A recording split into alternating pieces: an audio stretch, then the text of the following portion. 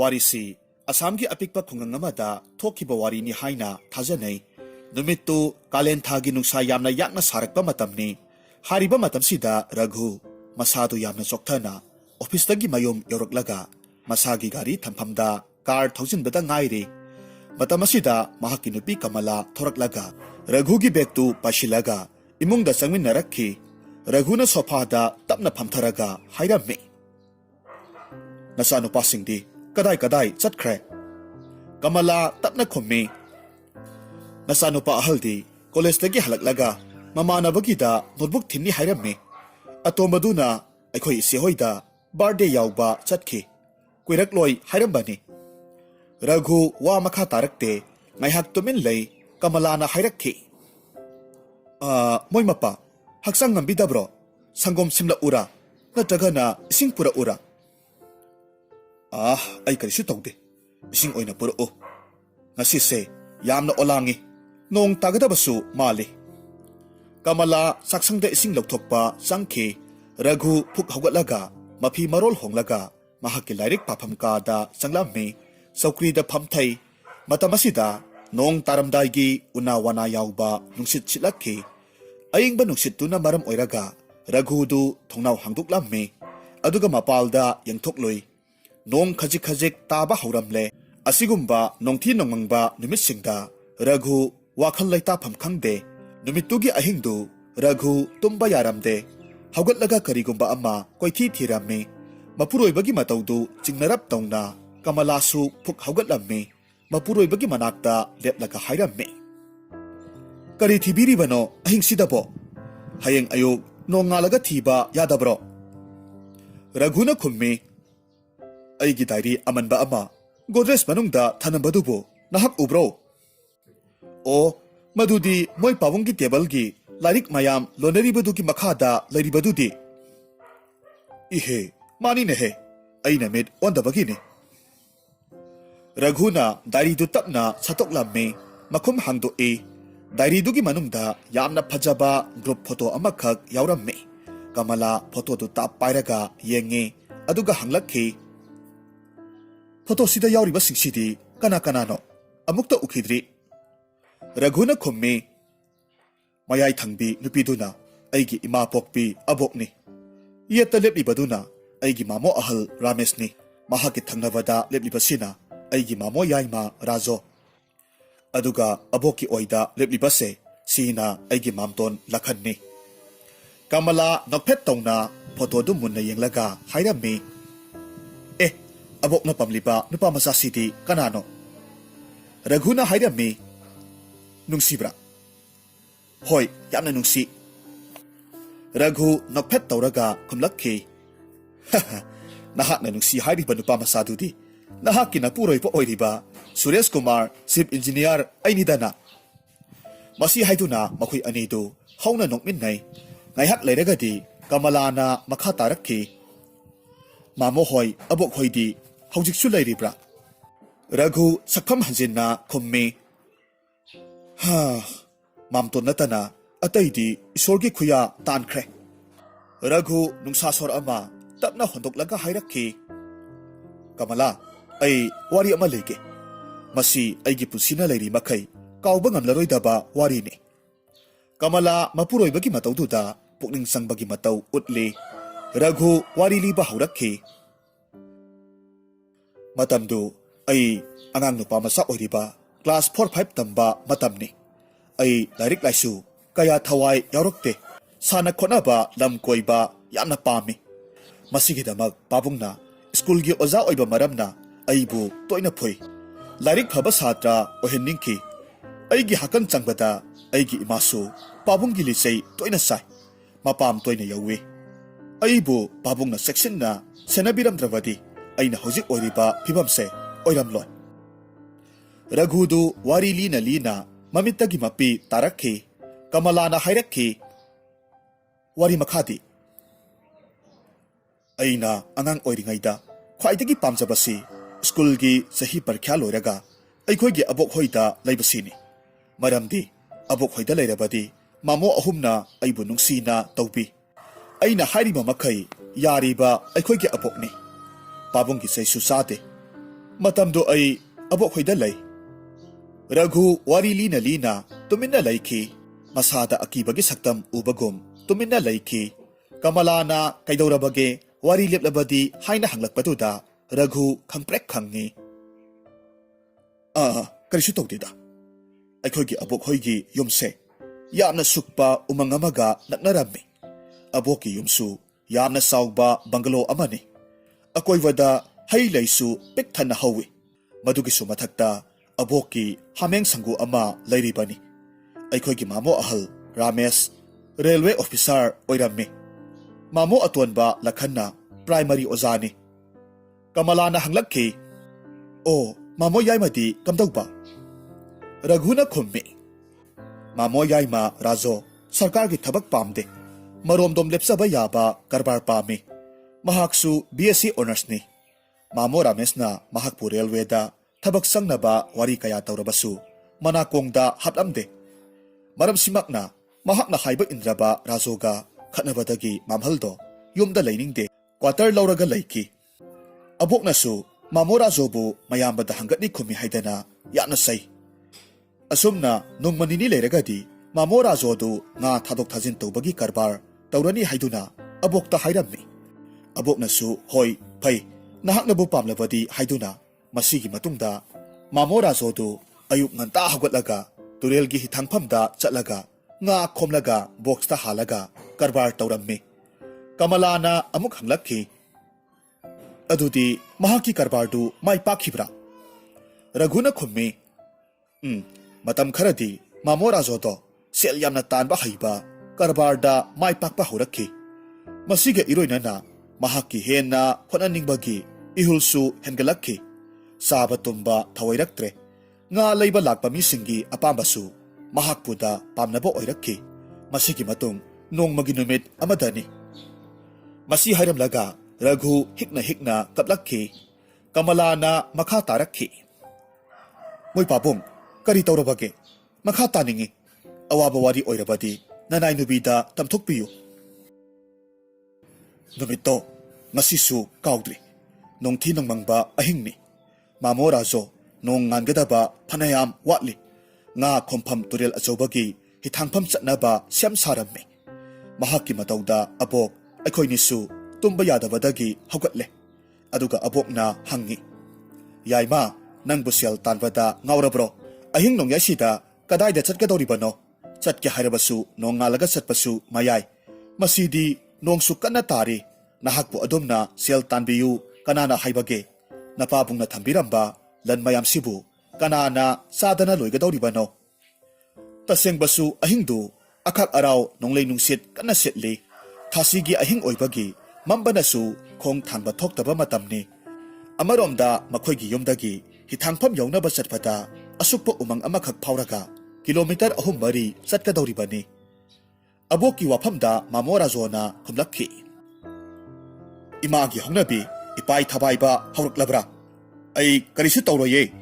Hayeng zamindar gi masanupa luhongbagi nga amon tarani ayna pidoribase. Ayukta chatlabadi lalonbi mayamna khombana hankiba taragadi nga phabab. Ayukta chatlabadi lalonbi mayamna khombana hankradi nga phajab.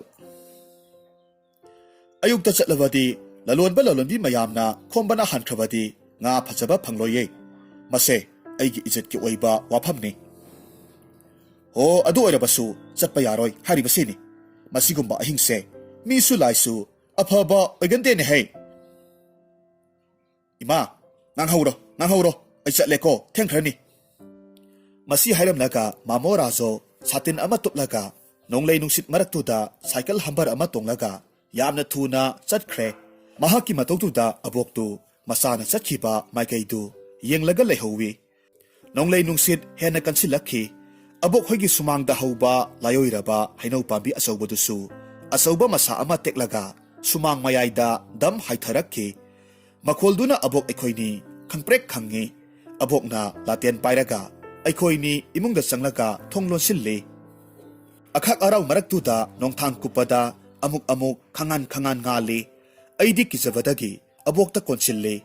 Ngaihak leiragadi nong marakta braja tabagom khadrak khadrak haiba ahoba makhol amasu tarakhi abok tu phamlambadagi phuk haugatle matomta sole imagi yaima ima abu kari oirsige he taibang semba mapu ibungo isahabu awaba kayadagi mateng pangbiyuko masi hairaga hauna kapthorakhi matamsida mamton lakhansu abokna kapadu tavadagi haugalaklammi aduga abokpu themjinbirammi nong nganphung tarakpaduda yomgi thongjawdu tak tak thilakhi abokna phuk haugatli thong hangduklubadadi mapalda mamoyaima rajo lepnaga leirammi abokna hangi isalaknidana ingbana loiramlagani ima mai haugatpige aina mamoda munna yengba matamda mamogi masadu laikhom lainang itei tei mamaidasu masil tumba khulai amana thimkhibagumna I khajik thoi mafi phurisu segaiba ui aina kithi kirom tongna hangi mamyai tusilubra maidu I thokle phurisu loina segaire nahaki cycle di kadaida lehorabage aina hangiba singdu pakhom piramdana mamo mahaki kada sanglaga tumkhre abok thoraklaga aingonda hanglakhi ibungo noi mamyai di kadai chatkhre abokna mai hogatlabani abok mahakti kada changlaga tumkhre hauduklagom sida hoi phare masibu aibu karamna nangnagadawribano wari amata hangbada laikhai tadabani adubune nongalaga hanglage yengoi nang ngasise mamyagi kada tumuro phamungsu ani subani masa ngamdabara khangdre hoi abok ai tumlurage ai mamogi kada tumba sangi aina tumliba phamungi mayada thongnau amasu hanglaga lei nongsu phajana wawa su tharakle nongthin nongmang tawbagi achauba ujau singdu yengbada achauba hingsaba amagi matawgum akiba phawi aina kina phajup chingkhalaga mamona tumlibatuda lona yengi matamsida mamogi makhong anidu asum sangdorakki akonbada phamungdagi hena sangdoraktuna akiba phanglammi madu ubada aigi lawai lutongi samsi chap yungi abok kauge tawada khonjel phajilli maida humang prik karakhe aina tin yotharaga abok amuk kauge tawada mamogi makhongdu hanagumna chap chana laikhre phamungda tumba urakhi aina itomta khalle as ayi wakhal sisu angakpani mamodi phajana nakhokhlagabu tumine masidagi aina haugatlaga chensilaga hairoi mamo yai nongale haugatlo mamodu mamitapna pangthorakhi aduga hairakhi hai yam langanu ai ngahakta tumkhige nongale aboka igana hameng mayamdu yengsinba thoklammi sumangda sairiba unawana atekpasingdu mamtona chitsengi mathangi numidangni mamoyaina chak khajiktang charaga nganta tumkhre aisu mahaki kada abokna haibagi tumba sangi hariba ahingsidasu aina thongnau hangduklaga tumin lepliba ujau singdu yengluba matamdadi angakpagi matawni khwaidagi asauba thaibong pabi amagi mathakta usek sangu ama tonglibadu aina urami ahingi matamnina makhoina tumin amaga yengnaraga khongbadu aina kayam nungaina yengjarami ngaihak leiragadi akibagi saktam amakhak urakhi mamo yai madu uthakta phamba urami mahaki makhongdu ngarangi matawgumna leimaida tharak yali mamisu akiba phangna nangsang ngangi makhuttu sangdoklaga usek singdu tap pharaga mayada namsilli madu ubada aigi mihulsu kibana thak niklammi hariba matawsi ubada aina abok kaurammi abok tu tadaba male khumlakhide aina missi kanna usilaga amuk pangthokpadadi u mathaktagi mamo yai leiramdre hanagumna magi phamungda tumba urammi aina itomta khalli aisi wakhalna pangkhan khanjilaba male ngauraga chatpa tare thongsu adum lolaga leirammi mamodi isi na tumli amuksu khalli aibu yumda chalasirane adubo aikhoi pabungdi ai ubada larik pau yadragana phurak tawribani aise nung anigi marakta ha haiba punsiduni wari marakthana kamalana hairakhi makhadi ꯑꯩꯅ ꯑꯍꯤꯡꯗ ꯎꯕ ꯃꯌꯥꯝꯗꯨ ꯑꯕꯣꯛ ꯍꯣꯏ ꯃꯥꯝꯇꯣꯟ ꯍꯣꯏꯗ ꯍꯥꯏꯔꯨꯔꯒꯁꯨ ꯄ꯭ꯔꯃꯥ ꯂꯩꯕ ꯋꯥ ꯅꯠꯇꯦ꯫ ꯑꯗꯨꯕꯨ ꯉꯍꯥꯟꯈꯩ ꯎꯗꯕ ꯊꯧꯗꯣꯛ ꯈꯔꯗꯤ ꯑꯕꯣꯛꯀꯤ ꯌꯨꯝꯗ ꯊꯣꯛꯏ ꯍꯥꯏꯕꯁꯦ ꯑꯩ ꯈꯛꯇꯅꯗꯤ ꯈꯪꯉꯤ꯫ ꯅꯣꯡꯃ ꯅꯨꯡꯊꯤꯜ ꯑꯃ ꯃꯥꯃꯣ ꯌꯥꯏꯃ ꯍꯥꯃꯦꯡ ꯊꯝꯂꯤꯕ ꯑꯗꯣꯝꯗ ꯆꯠꯈꯤ꯫ ꯍꯜꯂꯛꯃꯟꯗ꯭ꯔꯕꯗ ꯑꯕꯣꯛ ꯑꯩꯈꯣꯏꯅꯤ ꯆꯠꯂꯒ ꯌꯦꯡꯂꯨꯕ ꯃꯇꯝꯗꯗꯤ ꯃꯥꯃꯣ ꯌꯥꯏꯃ ꯂꯩꯔꯝꯗ꯭ꯔꯦ꯫ ꯑꯗꯨꯕꯨ ꯑꯉꯛꯄꯗꯤ ꯑꯕꯣꯛꯅ ꯌꯥꯝꯅ ꯄꯥꯝꯖꯕ ꯍꯥꯃꯦꯡ ꯃꯄꯤ ꯑꯃ ꯃꯉꯛ ꯊꯗꯠꯂꯒ ꯇꯥꯔꯒ ꯂꯩꯕ ꯊꯦꯡꯅꯔꯝꯃꯤ꯫ ꯑꯩꯗꯤ ꯁ꯭ꯋꯥꯏ ꯂꯥꯎꯏ꯫ ꯑꯩꯅ ꯅꯨꯃꯤꯗꯥꯡꯗ ꯎꯈꯤꯕꯗꯨꯒ ꯆꯤꯡꯅꯕ ꯑꯁꯨꯝ ꯍꯦꯟꯒꯠꯂꯛꯈꯤ꯫ ꯑꯕꯣꯛꯅ ꯃꯇꯣꯝꯇ ꯁꯣꯜꯂꯤ꯫ "ꯏ, ꯀꯔꯤ ꯃꯇꯧꯅꯣꯅꯦ? ꯑꯁꯨꯛ ꯆꯥꯎꯕ ꯁꯝꯕꯜ ꯈꯥꯅ ꯂꯝꯂꯛꯀꯤ ꯀꯩꯁꯥ ꯂꯥꯛꯂꯒ ꯆꯥꯔꯝꯂꯕ ꯃꯥꯜꯂꯦꯅꯦ"꯫ ꯑꯩꯅ ꯑꯀꯣꯏꯕꯗ ꯀꯣꯏꯔꯩ ꯂꯩꯔꯒ ꯌꯦꯡꯊꯣꯛꯂꯨꯕꯗ ꯃꯥꯃꯣ ꯌꯥꯏꯃꯗꯨ ꯃꯣꯡꯁꯣꯡ ꯑꯃꯒꯤ ꯃꯔꯨꯝꯗ ꯃꯌꯥꯗ ꯏ ꯇꯩꯔꯒ ꯑꯩꯉꯣꯟꯗ ꯁꯪꯇ꯭ꯔꯤꯛ ꯌꯦꯡꯂꯒ ꯂꯩꯔꯝꯃꯤ꯫ ꯑꯩꯅ ꯑꯕꯣꯛꯇ ꯍꯥꯏꯒꯦ ꯇꯧꯕꯗ ꯃꯍꯥꯛ ꯑꯗꯨꯃꯛ ꯃꯥꯡꯊꯣꯛꯈ꯭ꯔꯦ꯫ ꯑꯩ ꯋꯥꯐꯝꯁꯤ ꯑꯕꯣꯛꯇ ꯍꯥꯏꯅꯤꯡꯕꯅꯤ, ꯑꯗꯨꯕꯨ ꯊꯥꯖꯔꯣꯏ ꯈꯟꯗꯨꯅ ꯇꯨꯃꯤꯟꯅ ꯂꯩ꯫ ꯏꯇꯣꯝꯇ ꯈꯜꯂꯤ, ꯑꯩ ꯃꯐꯝꯁꯤꯗ ꯀꯨꯏꯅ ꯂꯩꯔꯔꯣꯏ, ꯄꯥꯕꯨꯡꯗ ꯂꯧꯕ ꯂꯥꯛꯑꯣ ꯍꯥꯏꯈ꯭ꯔꯒꯦ꯫ ꯅꯨꯃꯤꯠꯇꯨꯒꯤ ꯑꯍꯤꯡ ꯑꯣꯏꯔꯛꯀꯅꯤ ꯈꯟꯕꯗ ꯏꯁꯥꯁꯤ ꯑꯋꯥꯕ ꯑꯣꯏꯔꯝꯃꯤ꯫ ꯃꯥꯃꯣ ꯌꯥꯏ ꯍꯥꯟꯅꯒꯨꯝꯅ ꯆꯥꯛ ꯈꯤꯇꯪ ꯆꯥꯔꯒ ꯇꯨꯝꯈ꯭ꯔꯦ꯫ ꯑꯩꯗꯤ ꯇꯨꯝꯗꯅ ꯃꯥꯃꯣ ꯌꯥꯏꯗ ꯌꯦꯡꯂꯒ ꯂꯩꯔꯝꯃꯤ꯫ ꯃꯥꯃꯣ ꯌꯥꯏꯅ ꯍꯥꯏꯔꯛꯈꯤ, "ꯏꯕꯨꯡꯉꯣ, ꯅꯍꯥꯛꯁꯨ ꯇꯨꯝꯂꯨꯗꯅ"꯫ ꯑꯩ ꯀꯔꯤꯃꯠꯇ ꯈꯨꯝꯗꯦ꯫ ꯇꯨꯝꯒꯦ ꯇꯧꯏ꯫ ꯉꯥꯏꯍꯥꯛ ꯇꯨꯝꯊꯔꯨꯔꯦ꯫ ꯑꯗꯨꯕꯨ ꯃꯤꯠꯀꯞ ꯊꯣꯛꯂꯛꯄꯗꯗꯤ ꯃꯥꯃꯣ ꯌꯥꯏꯃꯅ ꯑꯩꯕꯨ ꯌꯦꯡꯂꯒ ꯂꯩꯔꯝꯃꯤ꯫ ꯑꯩ ꯈꯪꯄ꯭ꯔꯦꯛ ꯈꯪꯉꯤ꯫ ꯑꯕꯣꯛ ꯍꯥꯏꯅ ꯀꯧꯒꯦ ꯇꯧꯕꯗ ꯃꯥꯃꯣ ꯌꯥꯏꯅ ꯍꯥꯏꯔꯛꯈꯤ, "ꯀꯩꯗꯧꯔꯦ ꯏꯕꯨꯡꯉꯣ, ꯇꯨꯝꯕ ꯌꯥꯗ꯭ꯔꯕꯣ"? ꯃꯥꯝꯌꯥꯏ, ꯀꯔꯤꯁꯨ ꯇꯧꯗꯦ꯫ ꯑꯗꯣ ꯃꯥꯝꯌꯥꯏ, ꯅꯍꯥꯛꯀꯤ ꯉꯥꯒꯤ ꯀꯔꯕꯥꯔꯗꯨ ꯇꯣꯛꯂꯕ꯭ꯔꯣ? ꯀꯔꯤꯒꯤꯅꯣ? ꯇꯧꯈꯤꯅꯤ꯫ ꯍꯛꯆꯥꯡ ꯅꯨꯡꯉꯥꯏꯇꯕꯒꯤ ꯃꯇꯝ ꯈꯔ ꯄꯣꯊꯥꯕꯅꯤ꯫ ꯑꯗꯨ ꯑꯣꯏꯔꯗꯤ ꯃꯥꯝꯌꯥꯏ, ꯑꯩꯈꯣꯏ ꯉꯥ ꯆꯥꯕ ꯀꯨꯏꯅ ꯐꯪꯂꯔꯣꯏꯅꯦ ꯍꯥꯟꯅꯒꯨꯝꯅ꯫ ꯍꯦꯔꯥ, ꯑꯗꯨꯒꯤ ꯑꯣꯏꯔꯦ꯫ ꯍꯌꯦꯡꯗꯣ ꯁꯔꯦꯡ ꯐ꯭ꯔꯪ ꯐ꯭ꯔꯪ ꯆꯣꯡꯕ ꯑꯃ ꯆꯥꯁꯤ꯫ ꯑꯩ ꯂꯧꯔꯨꯒꯦ꯫ ꯑꯩꯒꯤ ꯃꯔꯨꯞ ꯃꯄꯥꯡ ꯌꯥꯝꯅ ꯂꯩ꯫ ꯃꯊꯪꯒꯤ ꯑꯌꯨꯛꯇ ꯃꯥꯃꯣ ꯌꯥꯏꯅ ꯁꯔꯦꯡ ꯑꯆꯧꯕ ꯑꯃꯈꯛ ꯐꯥꯔꯒ ꯄꯨꯔꯛꯈꯤ꯫ ꯑꯕꯣꯛꯅ ꯁꯦꯝꯒꯦ ꯍꯥꯏꯗꯨꯅ ꯁꯨꯃꯥꯡꯗ ꯊꯝꯃꯤ꯫ ꯃꯇꯝꯁꯤꯗ ꯑꯕꯣꯛꯀꯤ ꯍꯧꯗꯣꯡ ꯇꯨꯅꯥꯟꯕꯤꯗꯨ ꯑꯕꯣꯛꯀꯤ ꯃꯅꯥꯛꯇ ꯂꯥꯛꯂꯝꯃꯤ꯫ ꯃꯦꯡ ꯃꯦꯡ ꯈꯣꯡꯂꯒ ꯑꯕꯣꯛꯀꯤ ꯃꯁꯥꯗ ꯃꯃꯩ ꯈꯦꯠꯂꯒ ꯈꯣꯡꯂꯝꯃꯤ꯫ ꯑꯕꯣꯛꯅ ꯉꯥ ꯃꯇꯨꯞ ꯀꯛꯂꯒ ꯃꯇꯣꯡ ꯃꯆꯦꯠ ꯑꯃ ꯇꯨꯅꯥꯟꯕꯤꯗ ꯆꯥꯅꯕ ꯊꯥꯕꯤꯔꯝꯃꯤ꯫ ꯍꯧꯗꯣꯡꯗꯨꯅ ꯉꯥ ꯃꯆꯦꯠꯇꯨ ꯃꯅꯝ ꯈꯖꯤꯛꯇꯪ ꯅꯝꯂꯨꯕꯗ ꯍꯨꯏꯅ ꯈꯣꯡꯂꯒ ꯆꯦꯟꯁꯤꯜꯂꯛꯄꯗꯒꯤ ꯉ꯭ꯌꯥꯎ ꯍꯥꯏꯗꯨꯅ ꯈꯣꯡꯂꯒ ꯆꯦꯟꯈꯤ꯫ ꯑꯕꯣꯛꯅ ꯃꯥꯒꯤ ꯃꯇꯧꯗꯨꯗ ꯍꯥꯏꯔꯝꯃꯤ, "ꯍꯩꯃꯥ, ꯀꯔꯤꯅꯦꯒꯦ ꯁꯤꯗꯤ? ꯃꯔꯨꯒ ꯄꯜꯂꯕ ꯖꯥꯠꯂꯥ"? ꯑꯩ ꯃꯗꯨ ꯎꯕꯗ ꯁ꯭ꯋꯥꯏ ꯂꯥꯎꯈꯤ꯫ ꯑꯩꯒꯤ ꯊꯃꯣꯏꯁꯤ ꯆꯤꯡꯅꯕ ꯉꯥꯛꯇꯅꯤ꯫ ꯅꯨꯃꯤꯠꯇꯨ ꯑꯩꯈꯣꯏ ꯃꯌꯥꯝ ꯉꯥ ꯊꯣꯡꯂꯒ ꯆꯥꯃꯤꯟꯅꯩ꯫ ꯀꯔꯤꯁꯨ ꯇꯧꯗꯦ꯫ ꯌꯥꯝꯅ ꯍꯥꯎꯈꯤ꯫ ꯍꯧꯗꯣꯡꯗꯨꯗꯤ ꯑꯗꯨꯃꯛ ꯍꯜꯂꯛꯈꯤꯗ꯭ꯔꯦ꯫ ꯅꯨꯃꯤꯠ ꯈꯔꯅꯤ ꯂꯩꯔꯒꯗꯤ ꯑꯍꯤꯡꯗꯨ ꯄꯨꯔꯅꯤꯃꯥꯒꯤ ꯑꯍꯤꯡ ꯑꯣꯏꯕꯅ ꯄꯨꯡꯉꯥꯜ ꯉꯥꯜꯂꯤ꯫ ꯂꯩꯃꯥꯏꯗ ꯀꯛꯆꯦꯡ ꯆꯠꯄ ꯎꯏ ꯍꯥꯏꯕꯗꯨꯅꯤ꯫ ꯑꯩꯅ ꯍꯥꯟꯅꯒꯨꯝ ꯊꯣꯡꯅꯥꯎ ꯃꯌꯥꯗ ꯑꯍꯤꯡꯒꯤ ꯐꯖꯕ ꯌꯦꯡꯉꯤ꯫ ꯃꯥꯃꯣ ꯂꯈꯟꯅ ꯑꯩꯕꯨ ꯇꯨꯃꯤꯟꯅ ꯀꯧꯔꯛꯈꯤ, "ꯏꯕꯨꯡꯉꯣ, ꯅꯪ ꯑꯃꯨꯛꯇ ꯊꯨꯅ ꯊꯣꯔꯛꯎ꯫ ꯅꯣꯏ ꯃꯝꯌꯥꯏ ꯇꯨꯝꯈ꯭ꯔꯕꯣ"? ꯑꯩꯅ ꯈꯨꯝꯃꯤ, "ꯃꯥꯝꯇꯣꯟ, ꯃꯝꯌꯥꯏꯗꯤ ꯇꯣꯏꯂꯦꯠ ꯆꯠꯀꯅꯤ ꯍꯥꯏꯔꯝꯃꯤ꯫ ꯐꯅ ꯀꯨꯏꯔꯦ, ꯂꯥꯛꯇ꯭ꯔꯤ꯫ ꯀꯔꯤ ꯍꯥꯏꯒꯦ ꯃꯥꯝꯇꯣꯟ"?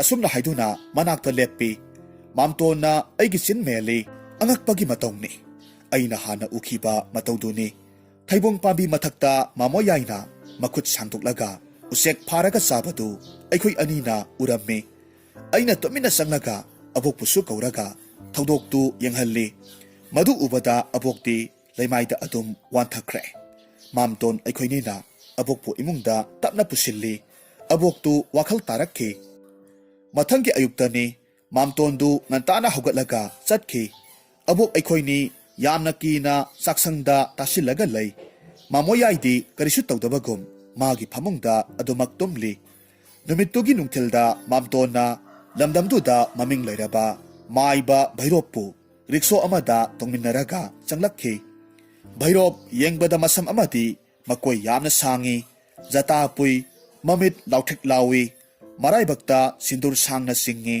ꯃꯉꯛꯇ ꯃꯁꯤꯡ ꯊꯤꯉꯝꯗ꯭ꯔꯕ ꯃꯥꯂꯥ ꯁꯤꯔꯝꯃꯤ, ꯒꯦꯔꯨꯋꯥ ꯃꯆꯨ ꯐꯩꯖꯣꯝ ꯑꯃ ꯁꯦꯠꯂꯤ, ꯐꯨꯔꯤꯠ ꯂꯤꯠꯇꯦ, ꯃꯈꯨꯠꯇ ꯀꯃꯟꯗꯂꯨ ꯑꯃ ꯆꯦꯠꯅ ꯄꯥꯏꯔꯝꯃꯤ꯫ ꯑꯩꯈꯣꯏ ꯑꯕꯣꯛꯀꯤ ꯊꯣꯡꯒꯥꯜ ꯍꯦꯛ ꯌꯧꯕꯒꯗꯤ Bhairop mamit ushilli, sor puina holi, masadu thak thak niklammi, laison mantra khara saithoklammi, aduga hairakki. Lakhan, rickshaw driver se, sel piraga thadokro, aruba wari amakak laire. Mamto na rickshaw du thadokre, Bhairop na hairakki.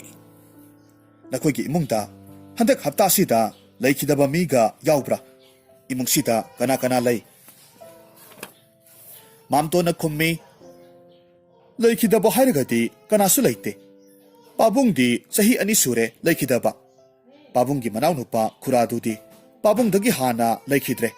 Saurak na sahi ani makai suram lagani. Aigi iyamba ahal di office ki quarter da laikre. Marak da aikhoy unaba lai. Haujik na aikhoy imane. Iyamba yaimane. Aigi isegi masa, nupa masa amaga. Aikhoy punna laiminari. Hairiba iyamba yaimasini. Aina ngasai haijabado. Mahak haujik tumli. Bhairop wa amata ngangkidre. Sumang da laklaga. Aboka aikhoy punna laihalli. Bhairop na sumang matonda. Saikhay taret singi. Ko masa amakag taurammi. Aduga zaygagi potchay semi. Zaygagi may haugatlammi.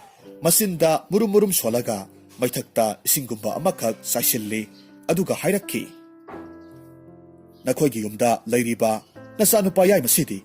Laikidaba sayol ama pare. Madusu ay haige. Haukiba thasigi ahingda. Umang mayada. Uzaw amana nalaga laikidabani. Haujik ayna ngaklibasi. Kanano imung sida saydang libase. Masini. Masi hairam laga Bhairop. Laisol hauna solaga. Laibaki ahingba sapu amada. Sumsit na set kalli. Imung dagi mamo yay paithorakki. Aduga Bhairop ki manakta laklaga. Tina sayrakki. Aduga laurakki. Hanuba sintiba. Nathaw laytana nathaw sariba. Aibu adum na phugano. Ay layba ngamde. Bhairop na sapuda phuba kuding. Mamoyagi masada saypham tarakki. Bhairop na law na hairakki. Nahak kanano. Asum na karigi migi mayumda lasilibano. Matamasida mamoyay na kummi. Mani ay lankre. Ay hag makoy ki makurani. Ingkol munabagi wathokta. Aibu aigi laikidraba iyambana nungsi haitana umangda hatoklaga phamjin khibani adubu aigi pendraba thawai atamana aran khubam phangdabana koipai pairaga sahi ani khanglakhi haukiba thasigi ahingda rajona aigi mangda chatpa ubaduda aina ujauna nalaga hatokhibani madudada aigi thamoigi awaba kokhi masidasu aina pendabadagi itaima amadi leihoriba mayamsi loksinki haiduna Rajogi asiba hakchang polangda sangsilaga ay ngasi phawba hinglakliba asini. Masi hairaga ay chatkrage ay bupubiraganu ay lankre haiduna kaplakki matamasida Bhairop na laisol ama solaga Rajoda kapsilammi aduga hairakki nahan phamda hallo nate phamda tero lairam lianda tilluro nahak sakthak pirabani asumna haiduna seng thoiding sindur mainungda langsinki Kudakta makura asibagi thawaidu khangba ngamdaduna Rajogi haksangdagi paithoraklammi ahangba atiyada maikhu oina tinki thawaidu chatkhrabaduda Rajogi masadu pumthabagi namthiba manam namlakhi masigi matungdadi Rajogi thawai yaudraba haksangdu chatnabi matung inna mathau mangam pangthoklo pumnamak yaifaragani asumna hairamlaga Bhairop maibadu chatkhre hairiba mamoyagi thaudoksi pau tarabada Aigi imaga pabungana aibu logba lakhi masigi matungda aibu pabungna abok hoida adumak chalhan khidre masigi matungda Delhi gi aphaba school amada boarding da adumak thamki adubu aigi thamoida mamoya gi thodok amadi abokpu nising dunata sahi kaya marom laiki masini aigi wari ngasaidagi wari taramba kamalasu mapuroibagi khajaida Tariba mapidu tapna taythok piramme.